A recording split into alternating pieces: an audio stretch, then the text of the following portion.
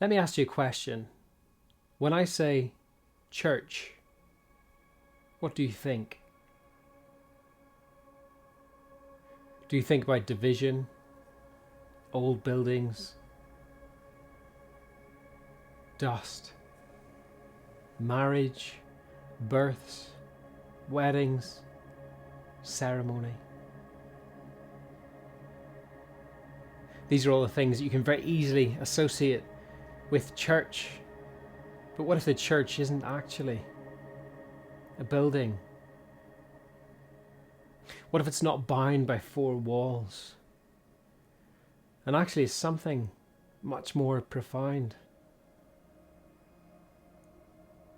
I really want to explore that and share this journey. Today I'm going to hang out with my friend Adrian Samarini. Not only is he a great guy, but he's also the minister at Gamlingay Baptist Church. So I want to take you on a journey of what it's like in his life. What's going on behind the scenes? What is church beyond four walls in a building? So our first stop is going to be the Co-op of all places. And hopefully this story of today will tell itself.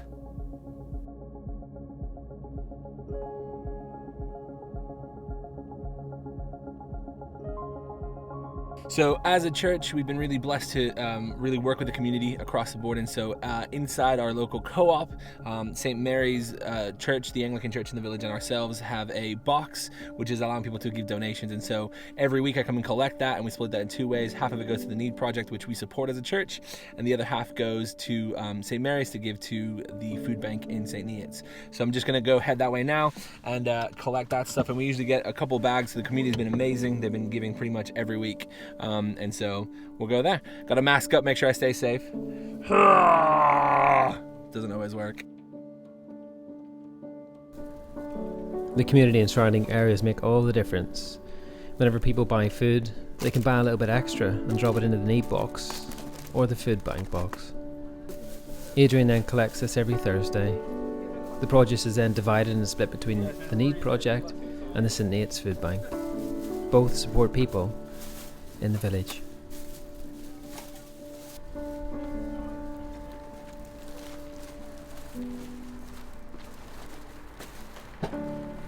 So the main stuff that is kind of needed and required is kind of that the canned stuff, tin stuff, pastas, those kind of non-perishables. Though we do often get some fresh food donated. When we get that donated, we tend to try and get it out immediately. The Need Project's really good when they receive donations. So the Need Project specifically that we work with as Gamlingay Baptist Church have different kind of arrangements with different shops and things like that, Marks and Spencers and so on. So when they get the fresh stuff, they literally get it out the next day. So we're able to bless people with some of that as well. And during this COVID time, we're really, really blessed that the Gamlingay COVID community support group has also been given some grants, and they've actually been buying some fresh food to top up some of those Need Project parcels. So at the moment, we're able to provide not just the standard parcels of like pasta and milks and soaps, shampoos, those kind of things for people who just cannot afford to do it. But in addition to that, we're also topping up with some fresh food so they can actually enjoy some meat, some veg, and that kind of stuff. No meat's been given, but there's some really nice meals to be made with that. So it's a real blessing. As we arrive at our next stop off, I asked Adrian, how can people still contribute during a time of isolation and lockdown? So one of the things that we found is that during this time, a lot of people can't actually leave their homes but still want to donate to the Need Project, donate to the food bank. And so actually people have gotten in touch. And so we're about to go pick up from somebody who got in touch through the Facebook page, said, hey, listen, I got some donations. Could you come get them? And we said, absolutely. So we want to enable people being able to help and enable helping those that really, really need it. So we're going to go pick up some more stuff now. And then we're going to head over to the Need Project and drop everything off. Well, some of it is food I've bought that I wanted to donate, canned goods and things like that. And some of it is from, I'm an extreme vulnerable, so I do get the food parcel. And some of it I don't need, but I would like other people who actually need it to have it. So rather than just canceling it completely, I'd just rather share what I'm getting, really. I also emailed some people in the village, and they very kindly dropped some bags off as well. So, we're just happy it's going somewhere that, people need it. So once we get all the donations, we actually then split them up in two between the Need Project and Food Bank in St. Neots. So that's what we're going to do now. We'll drop half of it off at Hillary so that the amazing team at St. Mary's can get it off to St. Neots. And then we'll jump back in the car and head over to the Need Project. Once we're on the road again, I asked Adrian a question. What challenges you in this area of your work? So I think probably some of the most challenging aspects of what we do is it's hard to kind of express it sometimes, because it seems we live in a very beautiful area where most people have everything that they need, and you see it. You drive from place to place, and we deliver food parcels, and I myself, our family, we're very blessed that we have plenty, and we're blessed to be able to support and deliver food parcels to those who can afford. But I think what really hits home and really it's kind of that heart-wrenching moment is that there are so many still in our community that just can't afford. And some of that is just because of, the situation in terms of they've been made redundant, they've got no jobs and whatever it may be. And some of it's even worse. There's all sorts of stories you hear from people who are leaving partners from domestic abuse to addictions, all sorts of stuff. And so we hold this tension of living in this beautiful place and being part of the community, but also knowing that in our community there are those who are really struggling. But in the same time, it's one of the most difficult things, but it's also one of the most joyous, because actually we're being able to provide and help and love on our community. And that's from all different ways. And so we are able to love our community who has, by being able to deliver food that they are paying for, that they just can't get to because of our current situation, having to isolate. But we're also able to love on our community who doesn't have, through working in partnership with the Need Project and really building relationships. And so it's one of the most difficult aspects, I think, because it's so kind of polar opposite where we are, but it's also one of the most beautiful and amazing things about the job, about the role that we're doing. With the current climate, a team of volunteers called the COVID Support Group has been set up. They've been taking donations to support the community also. There have been fresh food donations from the local Marks and Spencers and other places. This enables a topping up of the Need Project's food hampers.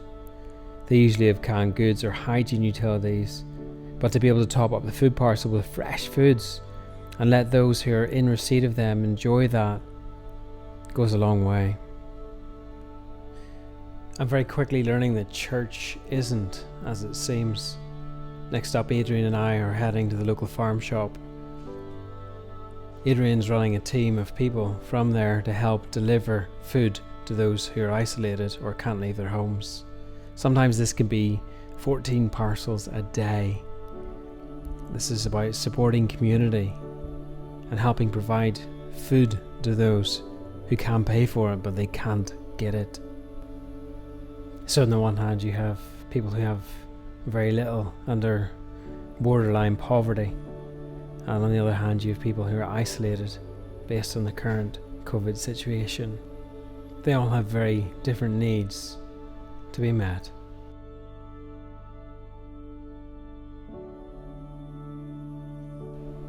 So after the farm shop delivery, Adrian and I head to the headquarters of the Need Project, where I meet the founder of it.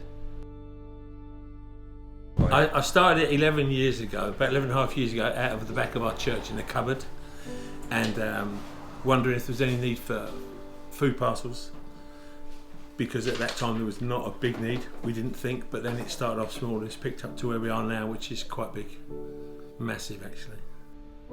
Once I met Gordon and asked him how the project started and saw the volume of food, I asked the question, how many families or people do you help a month? We last month, if we had to buy the food, that's the easiest way for us to work it out, we'd have spent £21,000 in 30 days. But it's getting worse. Each month, our numbers go higher and higher. progressively because of the COVID situation. Food poverty was what we started doing, obviously tackling food poverty, but now the COVID thing is creating a lot more food poverty. Unemployment's 2 million people, up 70%, so we're obviously more involved with that. More and more people fall into the poverty trap as we get out of furloughing and the COVID situation. So we're going to get a very, very, very much busier. I find it so moving hearing Gordon talk about the need within the community. £21,000 worth of food a month donated to help those that have nothing, are on the poverty line, that can't afford what you and I take for granted. All of a sudden, church means something very different. Gordon set this project up in a cupboard at the back of a church, and now it reaches households across Bedford and Cambridgeshire. As Adrian and I went on to do more deliveries to people that needed food, that didn't have it, this day became more eye-opening than I thought. People in isolation because of the COVID being fed by volunteers from the church. People who don't have food being fed by people from the church. So much is happening across the world right now that communities are coming together. By definition, a church is a building where Christians come together and worship. But there's been such a change in society where church is everywhere. I recently saw a video where people sang songs, a blessing it was called. And this is one of the most moving things I've seen. The song really resonated something inside me. And it made me think of a story from today. Adrian had went to drop a food parcel to somebody who wasn't there. He'd been taken to hospital. But as we're leaving the estate, we stopped beside a group of older people and asked if they knew anybody that needed food. A lady there was on the poverty line, and she was desperate. She was so thankful in that moment to receive a food parcel that had been donated by other people and brought by Adrian to her doorstep.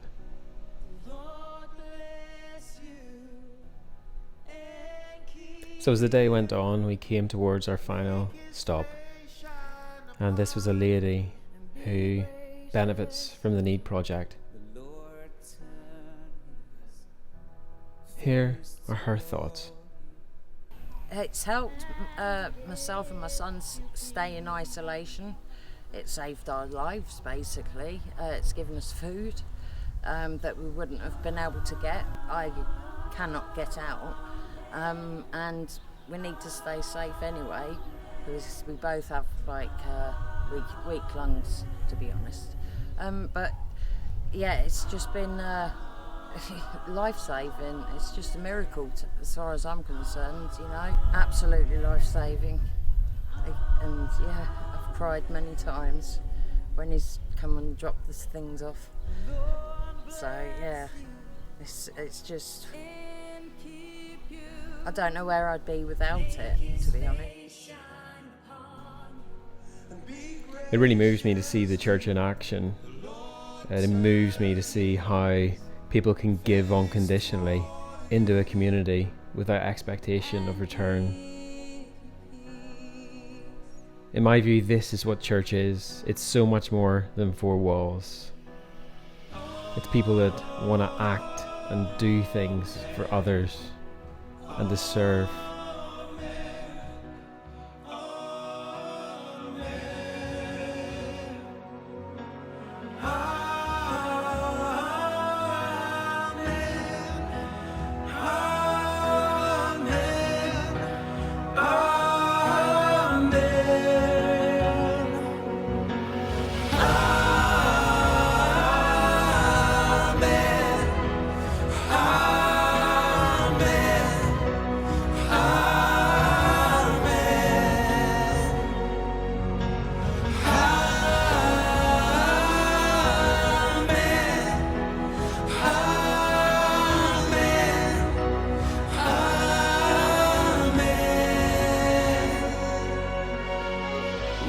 blessing. Manna rain down from heaven.